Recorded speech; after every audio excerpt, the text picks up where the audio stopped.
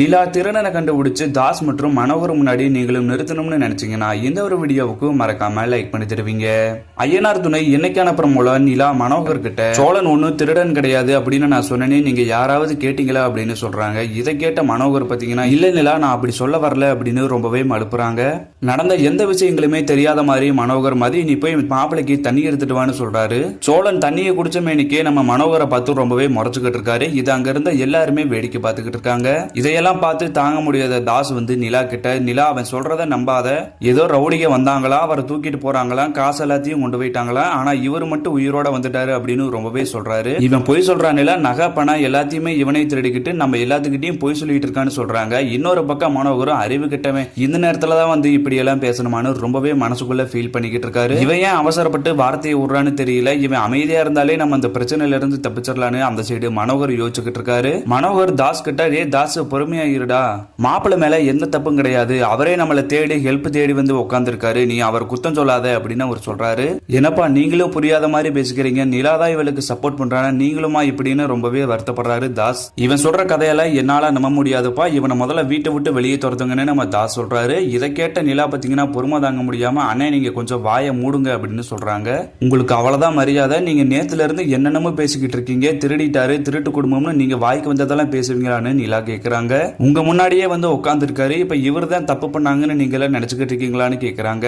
இந்த மாதிரி அவர் மேல தப்பு சொல்றதெல்லாம் விட்டுருங்கன்னு நம்ம நிலா சொல்றாங்க. நான் எல்லாத்தையுமே விட்டுறேன், ஆனா நகை பணம் எல்லாத்தையும் எங்க இருக்குன்னு அவன் தான் சொல்லணும்னு நம்ம தாஸ் சொல்றாரு. உடனே அதுக்கு நம்ம சோழன், இப்ப நீங்க கொடுத்து விட்ட பண நகை எல்லாம் உங்களுக்கு வேணும் அவ்வளவுதானே, இருங்க நான் எடுத்துட்டு வரேன் அப்படின்னு சொல்லிட்டு ரூமுக்குள்ள போறாரு. இந்த நேரத்துல மனோகர் தாஸ் கிட்ட, டே அறிவு கிட்டவனே, அங்க என்னமோ ஒரு விஷயம் நடந்திருக்குது, அதனாலதான் அவன் இவ்வளவு தைரியமா உட்கார்ந்துருக்கான், தேவையில்லாம வாய் கொடுத்து மாட்டிக்கிறியான்னு ரொம்பவே ஃபீல் பண்ணிக்கிட்டு இருக்காரு. அங்க இருக்கிற எல்லாருக்குமே ஷாக் தர மாதிரி நம்ம சோழன் போய் பாண்டியனையும் பல்லவனையும் கூட்டிக்கிட்டு வர்றாரு. இதை பார்த்த தாஸ் மனோகர் ரொம்பவே ஷாக் ஆகி போறாங்க.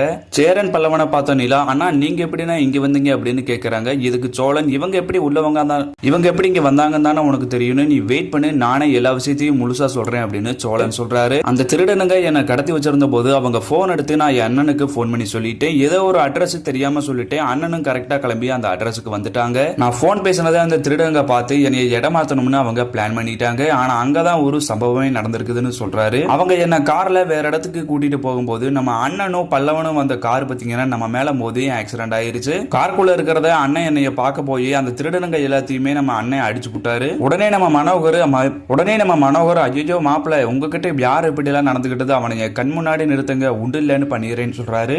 உடனே சோழன், ஐயோ அப்படியா மாமா, இருங்க அந்த திருடனும் யாருன்னு நான் உங்ககிட்டயே சொல்லிடுறேன்னு அவரையும் கையோட கூட்டிட்டு வராரு. அந்த திருடை இவங்க கிட்ட எப்படி மாட்டிக்கிட்டான்னு அந்த திருடனை சோழன் தாஸ் முன்னாடி நிறுத்துவோமேனு அவன் ரொம்பவே சாக்காகி போறாங்க. இவன் எப்படா இவங்க கிட்ட மாட்டிக்கிட்டான்னு தாஸ் ரொம்பவே குழப்பத்திலேயே இருக்காரு. சோழன் இவன் தான் அந்த திருடன்னு சொல்லவே மனோகர் அந்த திருடனை அடிக்க போறாரு. ஆனா நம்ம சோழன் பாத்தீங்கன்னா, மாமா நிறுத்துங்க, இந்த நாடகம் எல்லாம் எங்கிட்ட போடாதீங்க அப்படின்னு சொல்றாரு. அந்த திருடனை மனோகர் அடிச்சுக்கிட்டு இருக்கிறப்ப சேரன் அவங்க கையை பிடிச்சி நிறுத்துங்க அப்படின்னு ரொம்பவே கத்திக்கிறாரு. உடனே நம்ம சேரன் மனோகர் கிட்ட, உங்களை நம்பிதானே இவங்க ரெண்டு பேர்த்த ஊருக்கு நான் அனுப்பி வச்சேன், நீங்களே இப்படி செய்யலாமான்னு சொல்றாரு.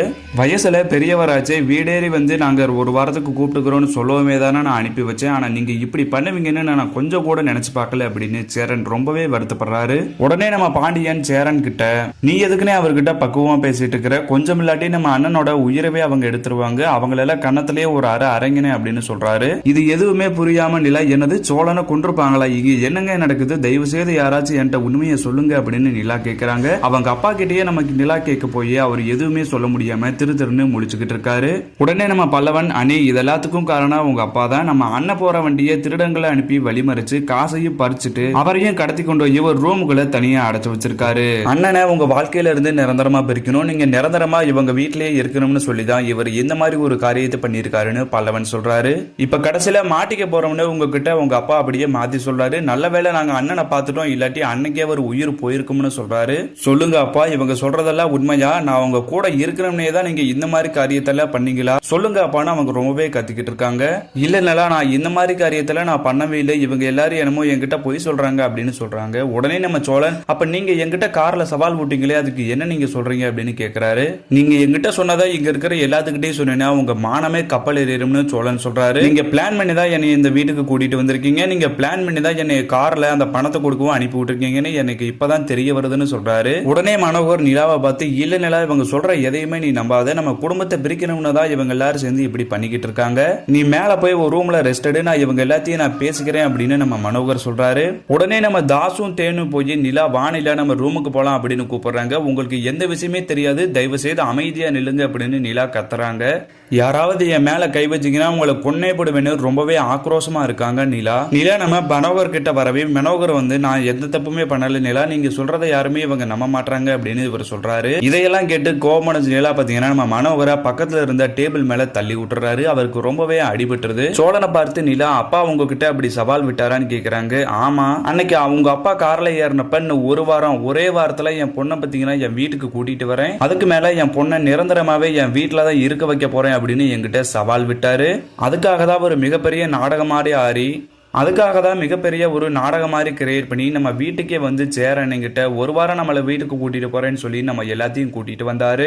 நான் உங்க வீட்டுக்கு வந்ததுக்கு அப்புறம் கூட உங்க வீட்டில் இருக்கிறவங்க என்னை அசிங்கப்படுத்திக்கிட்டே தான் இருந்தாங்க, கீழே பிடிச்சி தள்ளி விட்டாங்க, என்னை டிரைவர்னு சொல்லி கலாச்சிட்டு தான் இருந்தாங்க. ஆனா நீ உன் அப்பா கூட சந்தோஷமா இருக்கேன்னு தான் நான் எதையுமே உங்ககிட்ட சொல்லாம இருந்தேன், ஆனா அதுக்கான நேரம் வந்துருச்சு அப்படின்னு நம்ம சோழன் சொல்றாரு. எங்க வீட்டுல பாத்தீங்கன்னா உங்களை பிடிச்சி தள்ளி விட்டுருக்காங்க, இத்தனது பண்ணிருக்காங்க, ஆனா நீங்க ஏன் சொல்லவே இல்லை அப்படின்னு சொல்லி நிலா ரொம்ப கோவப்படுறாங்க. இந்த எல்லா உண்மையும் சோழன் ஒண்ணா சொல்ல டே நிறுத்துடா, நீ சொல்றது எல்லாத்தையும் நிலா நம்பணுமா, நிலா நீ அவன் சொல்றதெல்லாம் நம்பாத, இவன் இப்ப வந்தவன், ஆனா நான் அவன் அப்பா தான், நான் உங்ககிட்ட போய் சொல்லுவேன்னு ரொம்பவே நாடகம் ஆடுறாரு. இவன் சொல்றதுக்கு ஏதாவது ஒரு ஆதாரம் இருக்கான்னு கேளுமா, நான் கூட சொல்லுவேன், என் பொண்ணை பத்தீங்கன்னா கல்யாணம் முடிச்சு என்னோட சொத்தை எல்லாத்தையும் அவன் திருடுறதுக்கு தான் இவன் ஆசைப்பட்டான்னு நான் ஆதாரம் சொல்லுவேன், ஆனா அவனால ஒரு காரணம் சொல்ல முடியுமான்னு கேட்கிறாரு. நான் தான் அவனை கொலை பண்ண செஞ்சேங்கிறதுக்கான ப்ரூஃப் எனக்கு கண்டிப்பா வேணும்னு சொல்றாரு. அந்த சைடு இருந்து பல்லவன், ப்ரூஃப் தானே, இருங்க நாங்களே உங்களுக்கு சொல்றோம்னு அந்த திருடனை கூட்டிட்டு வர்றாங்க. நாங்க யாருமே அந்த உண்மையை சொல்ல தேவையில்லை, இந்த திருடனே அந்த ப்ரூஃப் தான், நீயே சொல்றா அப்படின்னு நம்ம பல்லவன் சொல்றாரு. உடனே அந்த திருடன், மனோகர் சார் தான் எங்க கிட்ட காசு கொடுத்து அவரை தூக்க சொன்னாரு, அந்த கார் எந்த நேரத்துல வருது, எந்த இடத்துக்கு வருது, அந்த காருக்குள்ள எவ்வளவு பணம் இருக்கு அப்படிங்கிற எல்லா விஷயத்தையுமே என்கிட்ட அவர் தான் போன்ல சொல்லிக்கிட்டு இருந்தாரு. அவரை கட்டி வச்சிருக்கிறப்ப அவரை கொன்றுங்கன்னு கூட எங்க கிட்ட சொன்னாரு, ஆனா அதுக்குள்ள இந்த சம்பவங்கள் எல்லாமே நடந்து போச்சுன்னு அந்த திருடன் சொல்றாரு. உண்மை எல்லாத்தையுமே திருடன் சொல்ல போய் நம்ம மனோகர் பாத்தீங்கன்னா திருன்னு நம்ம நிலா முன்னாடி முழிக்கிறாரு. நிலா, நான் சொல்றத கொஞ்சம் கேளு அப்படின்னு சொல்றாரு. போதும்பா, நீங்க இதுக்கு மேல எதுவுமே என்கிட்ட சொல்லவே வேணாம், இது வரைக்கும் நீங்க நாடகம் ஆடினது போதும் அப்படின்னு சொல்றாரு. நீங்களா மனுஷங்க தானா, எப்படி உங்களால இந்த ஒரு காரியம்லாம் செய்ய முடியுது, என் மேல பாசம் இருக்குன்னு தானே இந்த வீட்டுக்கு கூட்டிட்டு வந்தீங்கன்னு நினைச்சேன், ஆனா நீங்க கூட்டு வந்ததுக்கான காரணமே வேற அப்படின்னு இப்பதான் நிலா உணர்றாங்க. என்ன மறுபடியும் இந்த 4 செவத்துக்குள்ளேயே அடைச்சு வைக்கணும்னு தான் எனக்கு வீட்டுக்கு கூப்பிட வந்திருக்கீங்க அப்படின்னு நிலா ரொம்பவே கோவப்படுறாங்க. உடனே நம்ம தாஸ், நீயா நிலா அந்த வீட்டுக்கு போய் கஷ்டப்படணும், நீ நம்ம வீட்டுல சந்தோஷமாவே இருக்கலாம்ல அப்படின்னு சொல்றாரு. உடனே நம்ம நிலா தாஸோட காலை பார்த்து, உனக்கு காலு பிராக்சர் ஆயிருக்கு தானே, ஆனா அன்னைக்கு அப்பா என்னை ரூம்குள்ள கூட்டிட்டு போன்னு சொன்னவனே நீ வேமா ஓடி வந்து என் கையை பிடிச்சா நான் அப்ப பாத்துக்கிட்டு தான் இருந்தேன், உனக்கு எந்த அடியும் படலைன்னு சொல்றாரு. அப்படின்னா இந்த வீட்டுல இருக்கிற எல்லாருமே சேர்ந்து எங்க கிட்ட நாடகம் ஆடிட்டு இருக்கீங்க அப்படின்னு நிலா ரொம்பவே கோவப்படுறாங்க. இதுக்கு மேல எதுவுமே பொறுத்து கொள்ள முடியாத நிலா, நான் துணியை எடுத்துக்கிட்டு நான் எங்க வீட்டுக்கே போறேன் அப்படின்னு சொல்லிட்டு அங்க இருக்கிற எல்லாத்துக்குமே குட் பைன்னு சொல்லிட்டு கிளம்பிடுறாங்க. நிலா எப்படி ஒரு முடிவெடுத்தது உங்க எல்லாருக்கும் பிடிச்சிருக்குன்னு நீங்களும் நினைச்சீங்கன்னா இந்த ஒரு வீடியோவுக்கு மறக்காம லைக் பண்ணி உங்க ஆதரவை தெரிவிங்க.